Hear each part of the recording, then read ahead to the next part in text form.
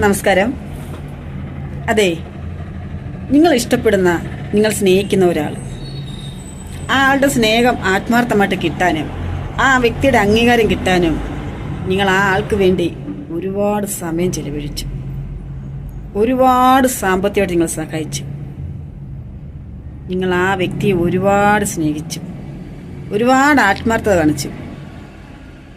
പലപ്പോഴും കുത്തി നോവിച്ചിട്ടും അതൊക്കെ നിങ്ങൾ അവഗണിച്ചുകൊണ്ട് വീണ്ടും വീണ്ടും നിങ്ങൾ സ്നേഹിച്ചു.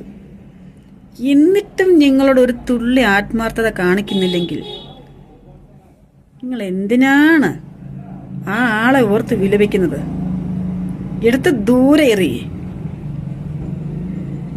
അങ്ങനെ നിങ്ങൾ ഇനി മുന്നോട്ട് പോയാൽ നിങ്ങൾക്ക് ഭ്രാന്ത് പിടിക്കും. നിങ്ങളല്ലാണ്ടായി. മറിച്ച് ആ വ്യക്തിയോ ഓരോ സ്റ്റെപ്പ് വളർന്നുകൊണ്ടേയിരിക്കും. അതെന്താണെന്നറിയോ? ദുഷ്ടന്മാരെ ദൈവം ഇങ്ങനെ പനപോലെ വളർത്തും. ലാസ്റ്റ് ഒരു തട്ടുണ്ട്, അവരത് തിരിച്ചറിയുന്നില്ല. അപ്പം നിങ്ങൾ എന്ത് ചെയ്യണം?